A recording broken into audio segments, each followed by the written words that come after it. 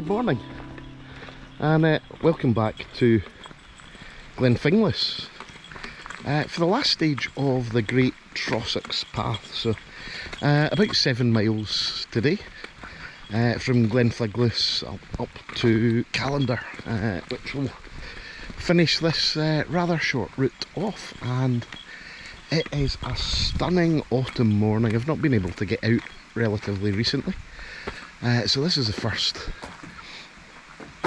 in a little while that we've been able to get out. The weather has changed here in Scotland. It's the air has got a lot colder.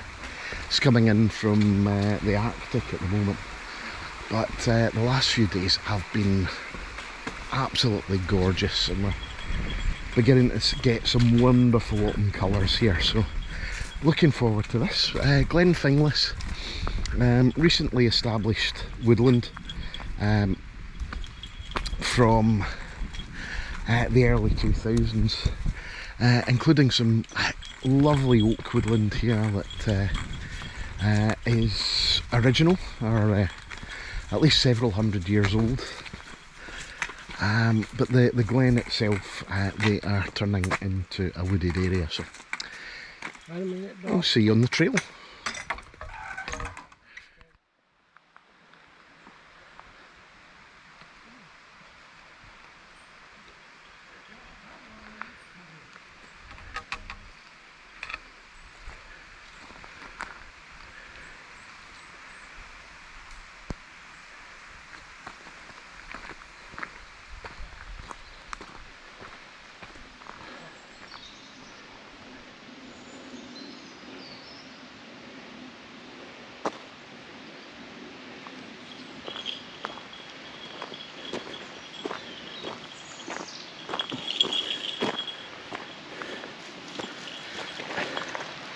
Actually heading away from Callander at the moment through this quite beautiful oak woodland.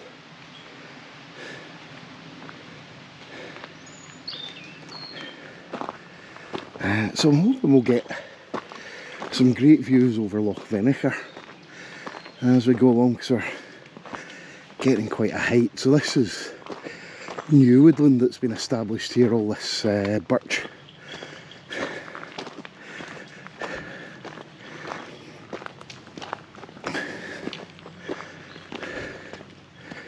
Since the millennium, but it's so peaceful. Just gentle bird song going on. Me breathing out my backside.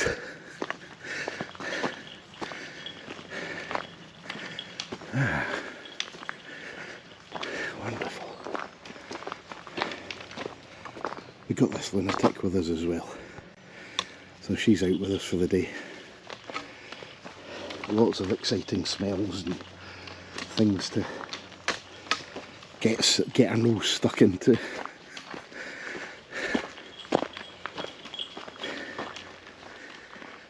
It's a real mix: oak, willow, birch, alder, hazel,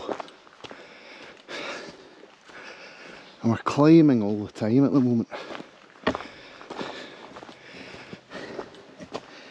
So I'm hoping it keeps this height as we turn to the east towards Callander, and we'll really get some exciting views over Loch Venacher.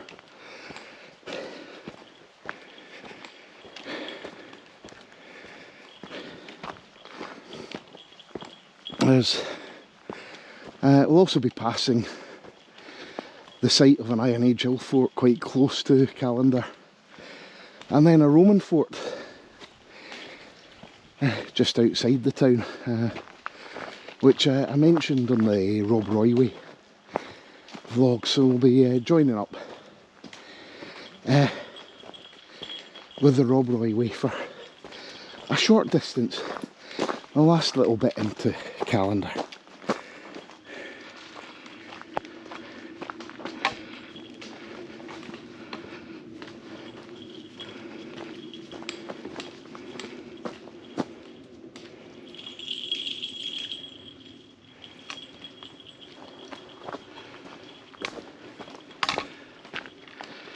It's Benvenue just in the background, and now we're a bit higher. Things are opening up a little bit.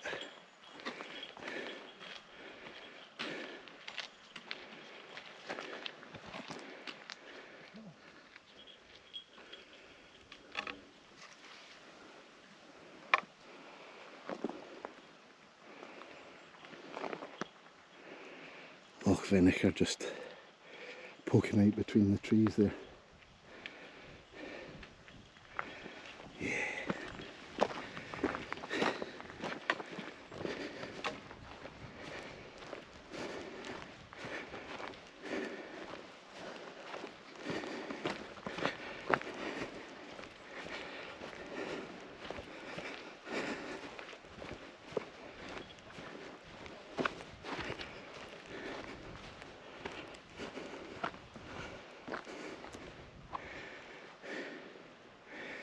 And Loch Achray just in a distance below Benvenue.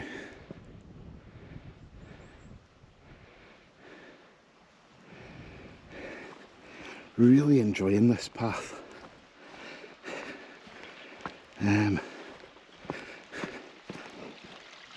It's quite hard on the feet around Loch Catron, but it's just been a superb route. Great alternative to the Rob Roy Way, and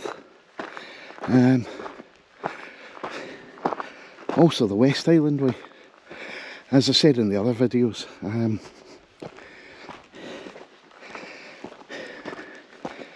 it would be a good alternative route back to Drimmen actually, or even just start or finish the West Highland Way at Callander.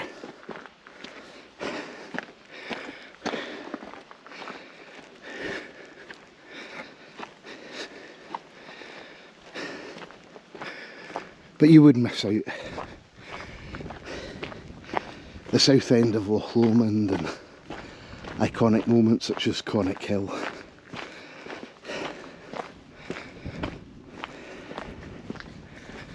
But this is just as good, look at that. Wow.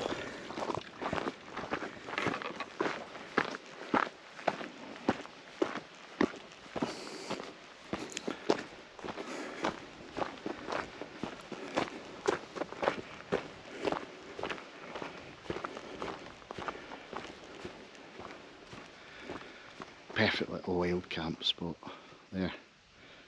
Nice flat area next to the bench, some water close by, and look at that view. Wow.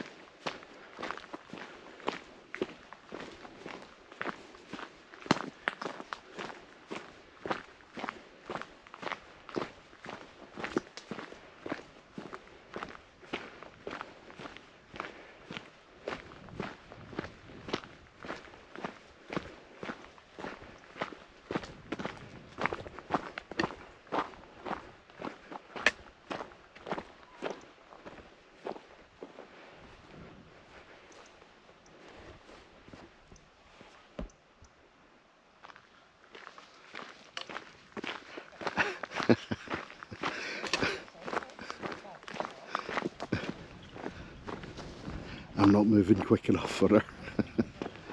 Oh wow. So Loch Venacher in all its glory. Now there is an island on the loch that's supposed to be a crannog. I'm not quite sure where it is. Oh wow. The geese down there just landing in the loch. Oh, I like it. There's quite a few boats out, so there's trout and perch in there, pike as well, I think are the big things. So the crannog might be up at the east end of the loch, but this is just a day for bimbling. Brilliant.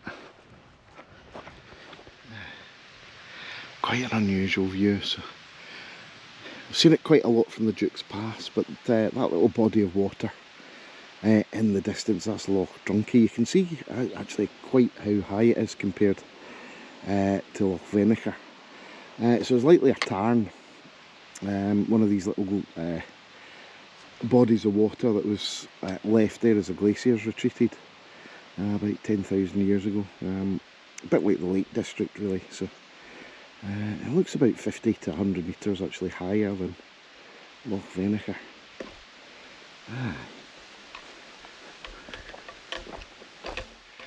The cherry there with the cherries on it, not quite ripened yet.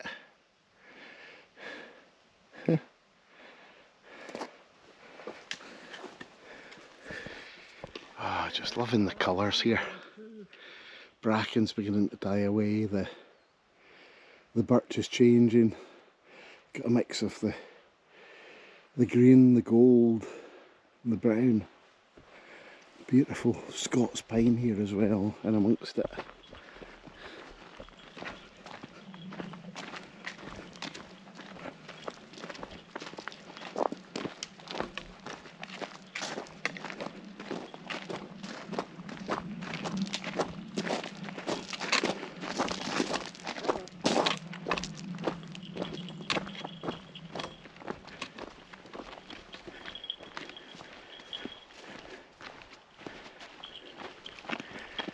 There's the little island, so that could well be the Crannog, that little island in the distance just off the shore. So there's hundreds of Crannogs right across Scotland in our lochs, and they're artificial islands, little places where roundhouses were built out onto the water, usually on wooden piles. And they were quite large, so they could house between 20 and 40 people. And they were actually in use up until relatively recently, and by that I mean the 1650s, so almost into the modern era. But they'd been used as dwelling places since the Bronze Age in Scotland. So they probably built out onto the water for a couple of reasons. Well, flat ground would have been at a bit of a premium, so they would have rather have used that to plant crops in or graze animals on. And there might have been an element of defence as well, much more difficult for people to attack a building out on the water than one on the shore. And if they were attacked, well, they could probably get most of the livestock into it, and most of the people in as well. And they'd what they do is they collapse either the bridge or the little causeway to the mainland.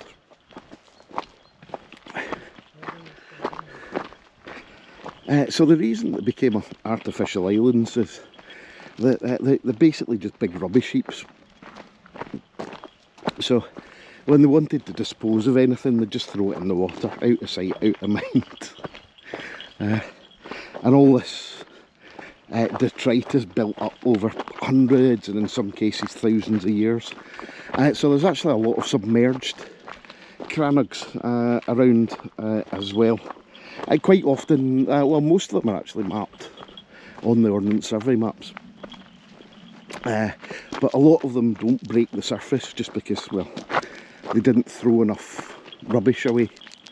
They're quite susceptible to fire as well, so being wooden structures, quite often they'd burn down, and once they were ablaze there probably wasn't a great deal that could be done about it, so they would just collapse into the water, adding more to that artificial island.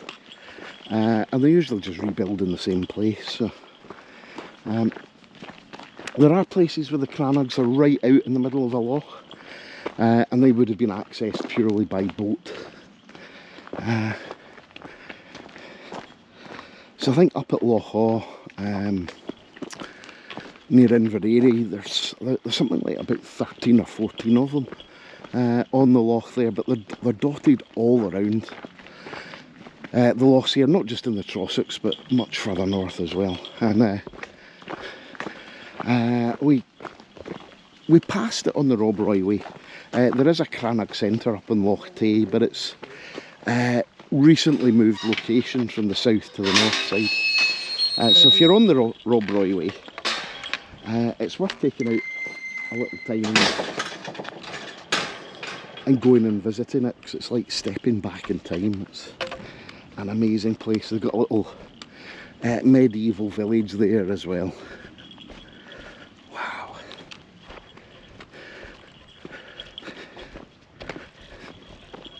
Loving this.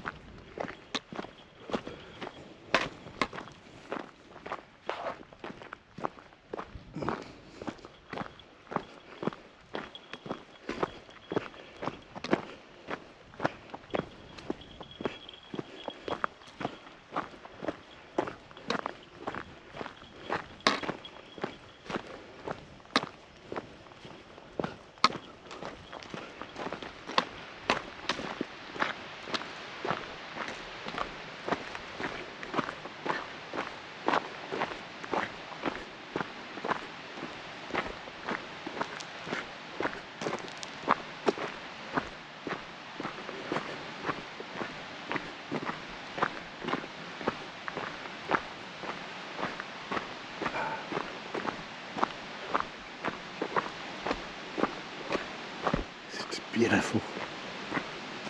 Love it.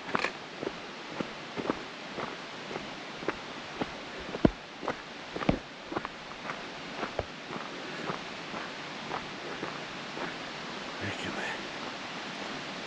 Oh, could just beginning to turn.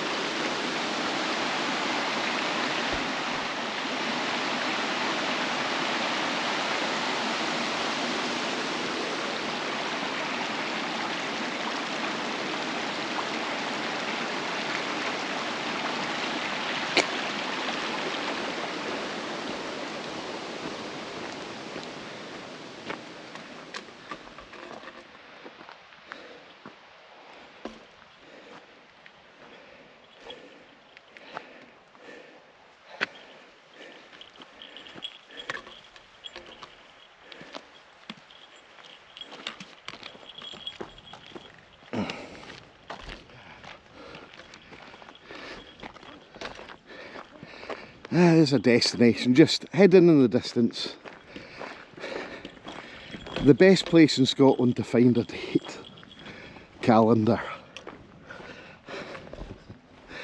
And I hope you're growing at that one.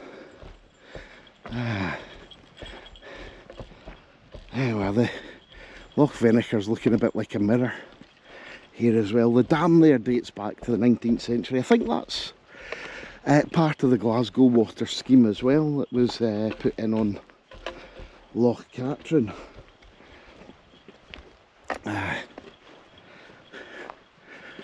This is just fantastic. In fact, I'd rate this as one of the best little short routes I think we've done over the years. Not that we've done many that are a similar distance. It's only about 30 miles. I think the only other one of a similar distance that I've done is the River Airway, which was quite nice in itself, but not quite as enjoyable as this.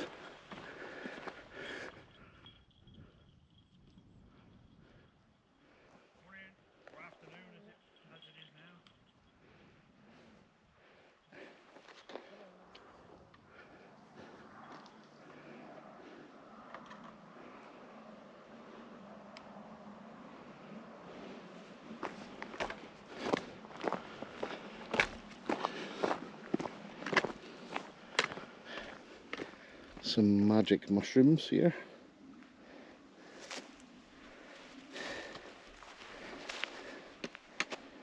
Lots of, oh, a late bumblebee. Hello, little guy. He's still getting in about the devil's bit scabious. Oh. Yeah, that must be the old Iron Age fort just on that hill in front of us.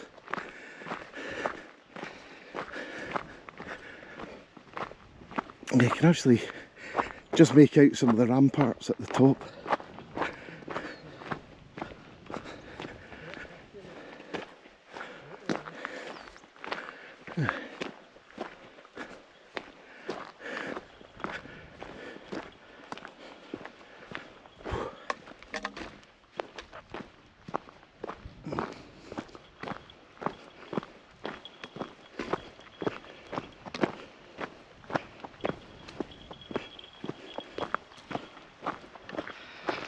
So we'll actually be meeting up the Rob Roy Way shortly, coming in from the right. There's the Rob Roy Way's got two routes here, so there's one that bypasses Callander entirely, which we'll be joining in a minute, and then the main route itself, which heads down into Callander for an overnight stop. So folk are sort of cycling and pushing out larger distances, then you might just be able to make out the little bridge down there that featured in that film, The 39 Steps, back in the 1950s as well, I seem to remember. But they come across that bridge up onto here and then continue up into the Pass of Lenny at Kilmahog. There we are.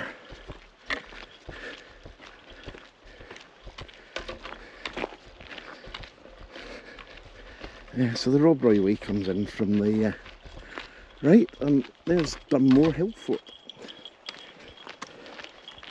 It's thought that that may have been occupied up until the Middle Ages, in fact. So entirely possible the Romans even occupied it for a while while they were here, but they actually built their fort down in that flat area just beyond the farm. We'll get a bit closer to that once we get down there.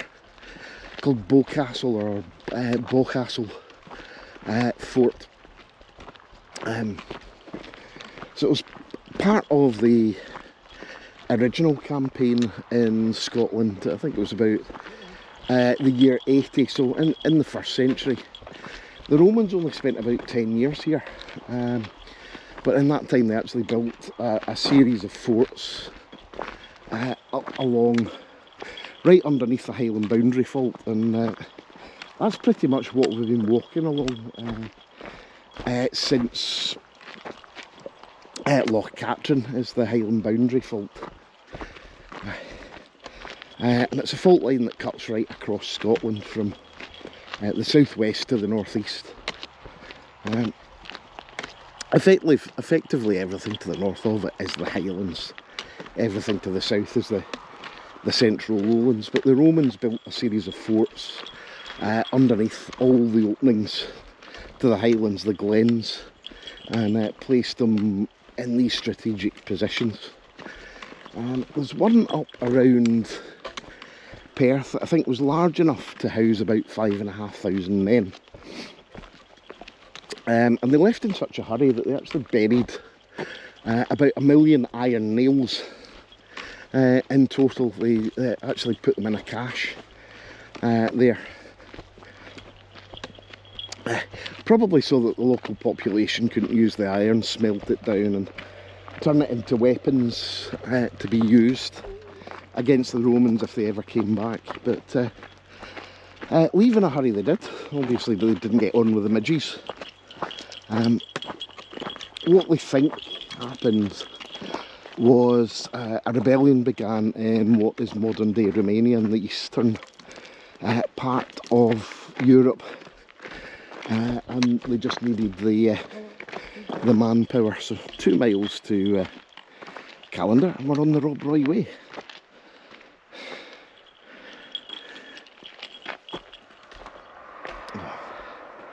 Is that a couple of Rob Roy Way walkers down there?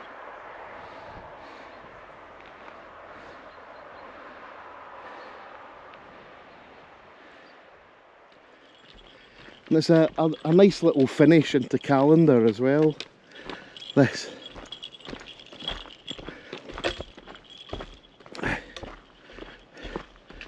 I should actually see the small village of Kilmahog, which sounds a bit of a dangerous place for pigs. The name actually comes from the chapel of St Chug, or Chug. Although they're not quite sure exactly who St Chug was, but there was a chapel in the village where it gets its name from, so nothing to do with killing pigs.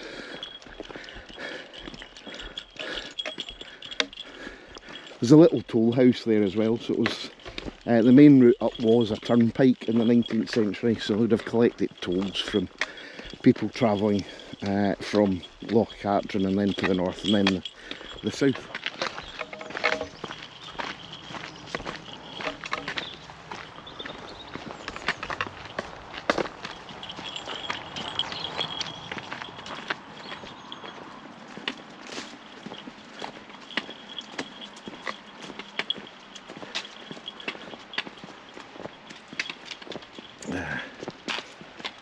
So there we are, back on the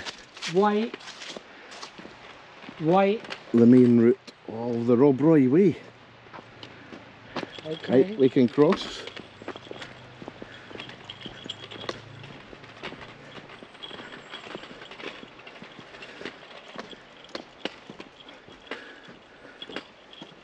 The old railway line that, well, this was part of the line that ran from Stirling to Oban, so part of it's still open from Craiglanlarach to Oban, but the rest of it is closed, sadly. So if you want to see a bit more of this old railway line, you can, I'll put the link to the Rob Roy Way on screen now, and you can see what this section was like from Callander all the way up to Cullen, crossing the Glen Viaduct, right at the top of Glen. But it's a pity this railway is gone, because it could have been as popular as the West Highland line is now today. But well, fortunately I suppose on the other hand it's now great for public access. We've got these long distance routes, cycle route and the Rob Roy Way and the Great Trossachs path. So lumps and bumps in the field there with all the sheep. I think that's part of the old Roman fort, the ramparts on it. The river there, it's actually only got a Gaelic name, so Gaelic or Scots Gaelic would have been spoken here in Callander likely up until the start of the 19th century. More amongst poorer elements of society, the richer folk would have spoken English. And then after all the nonsense with Walter Scott bringing the tourist trade to Scotland, such an influx of people that spoke English that it became the dominant language, and Gaelic pretty much died out here. But the river there, the language remains in the name of the river, because it's called Garav Ishka, which means the rough water.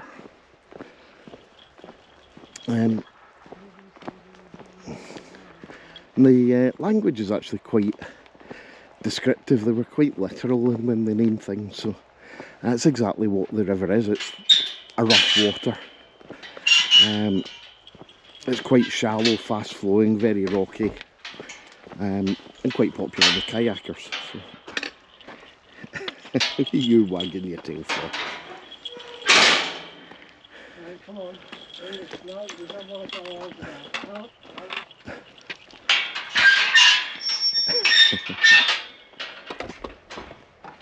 I'll confuse you, dog, and go over that way. There we go, we've got a little bench here.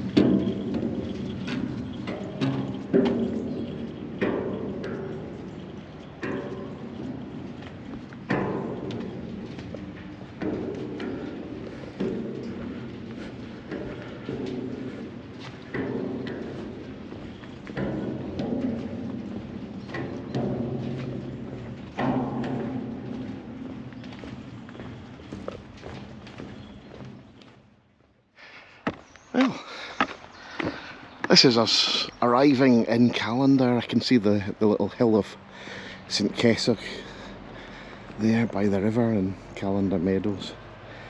So yeah, that's about it for the day. So again, we've come to the end of the Great Trossachs path. Great little route, 30 miles long. Really enjoyed it. Just sad I couldn't walk it in consecutive days, but walked for us over 4 stages, but you could do it if you're feeling energetic in 2. It's about 30 miles in total, but 4 days was about right for me. We've got some great weather when we've done it as well. Lots of interesting little sights along the route, including the old garrison, the barracks at Inversnaid, Rob Roy's home at Corryarclet, and at Glengyle on Loch Catrin. Loch Catrin itself, got the chance for a cruise on the loch. If you look back at that video. And some forts, Iron Age fort and the Roman fort that we just passed on the way in. So yeah, here at the end in Callander. So if you enjoyed this series of videos on the Great Trossachs path, please do give us a thumbs up. Drop a comment below. I can hear a buzzard. There he is. Noisy. Or even consider subscribing. So, thanks once again for watching, and I'll see you on the next one. Bye for now.